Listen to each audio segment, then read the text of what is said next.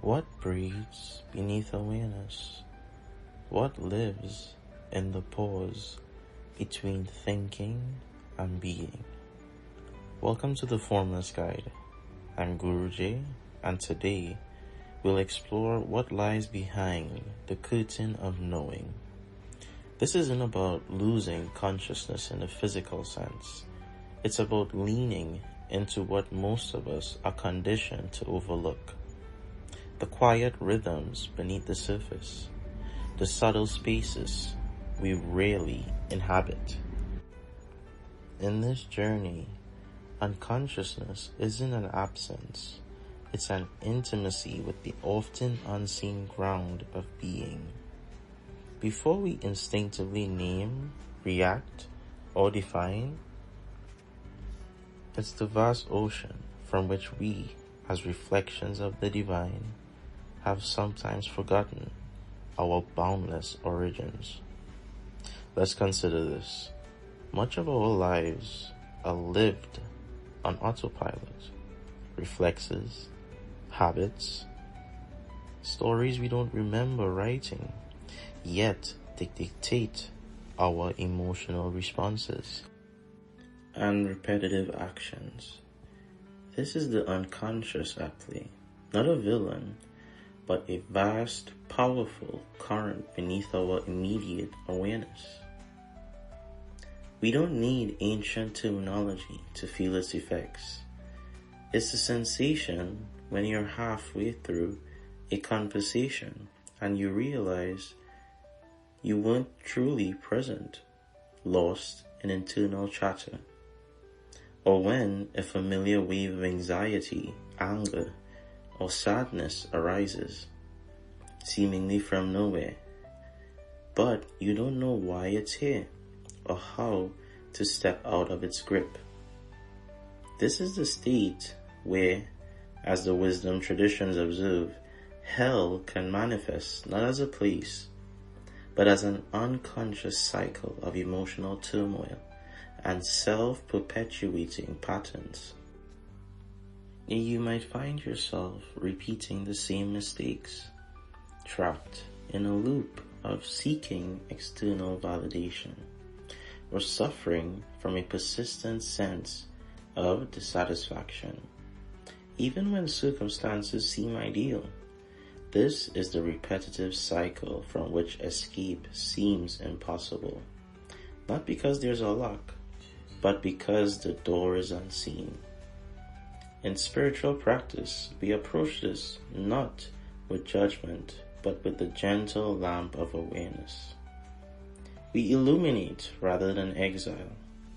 This unconscious realm isn't a problem to be solved, but a place to meet ourselves more honestly, to observe the limiting mental constructs that keep us bound to these cycles. The threshold is powerful. These are moments where the usual structures of the mind loosen, offering a glimpse beyond conditioned perception. Think about it. The moment right before sleep, when thoughts dissolve into sensation, or the raw breath before a breakthrough, when clarity is about to dawn.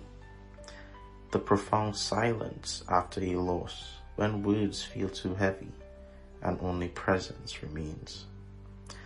These are portals into formlessness. They aren't emptiness, they're the raw material of clarity, the spaciousness where transformation truly begins.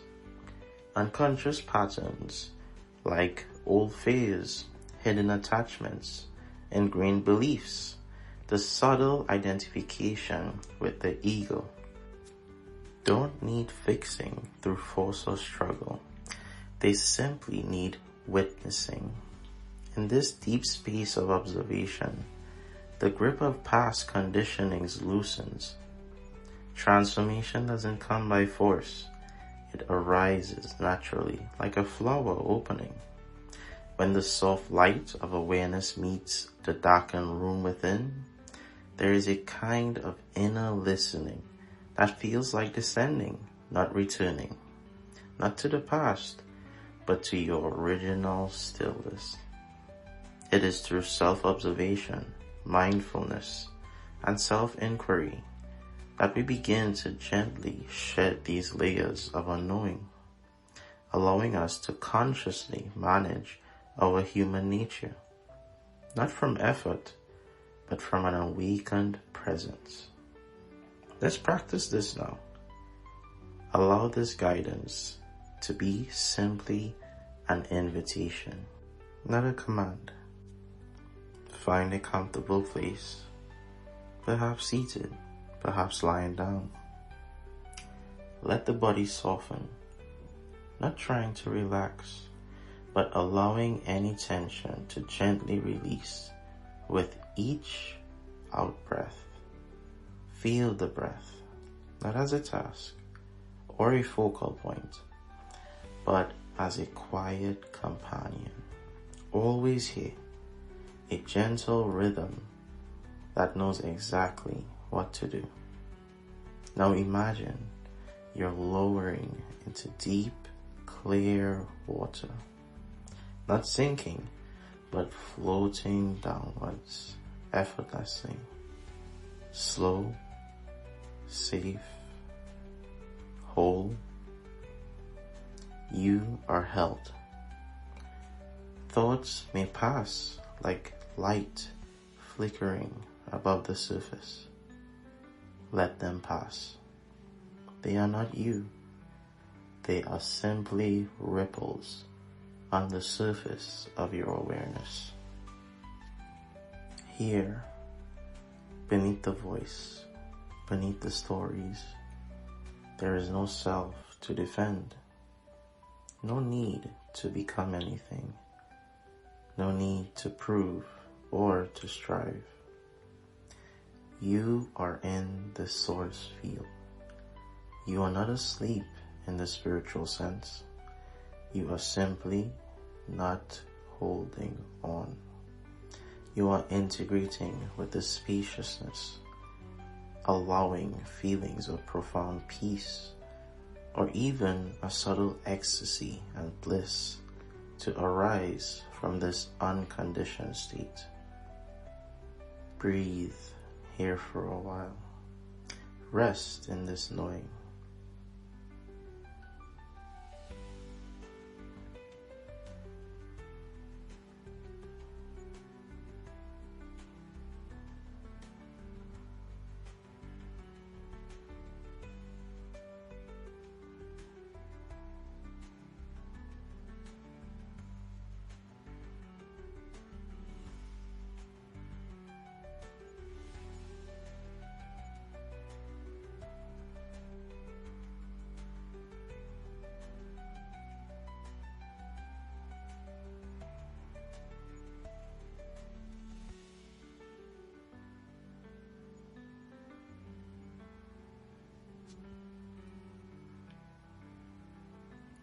Consciousness isn't the absence of light.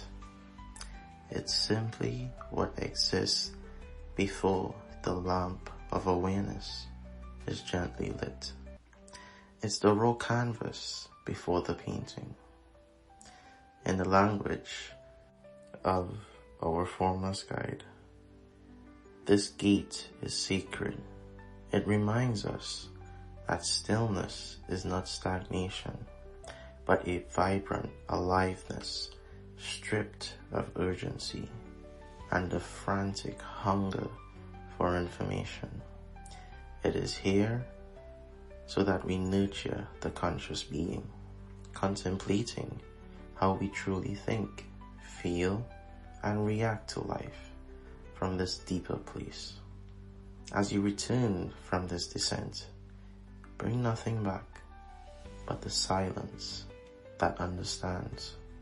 Bring the quiet, knowing that your character is a living, constantly shifting, changing, and growing experience, moving from form to profound formlessness.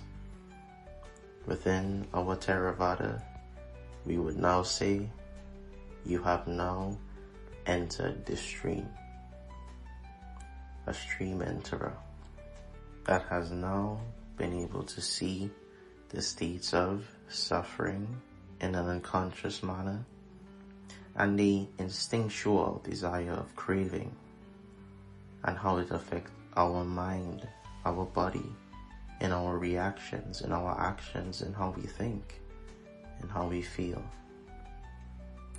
And now we have put forth a path of developing the practice of cessation in this suffering.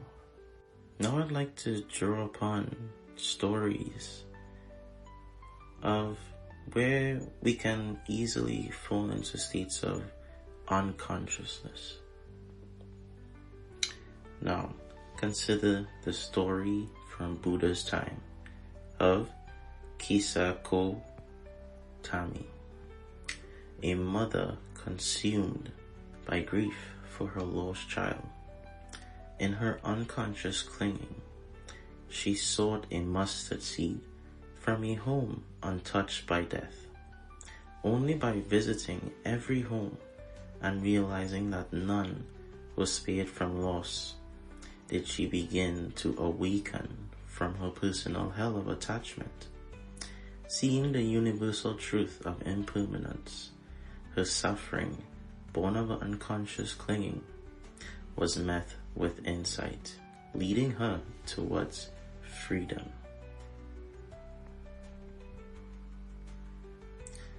Another one can be Shiva, often called Adiyogi, the first practitioner of yoga. He embodies a state of profound meditation where he absorbed the formless reality beyond creation and destruction, his strength in his Agna chakra. His power isn't in what he builds, but in his absolute awareness that can dissolve all illusion, all unconscious identification. He sits in the ultimate threshold state, demonstrating that awareness itself is the greatest force for transcending limitation and entering the unconditioned. Use these stories as guides for understanding the states of possibility available to you through consistent, diligent mindfulness, mindful practices that increase awareness. This we speak a lot upon in the Formless Guide. I look forward to growing in our great expansion of consciousness. This is your Formless Guide, signing off.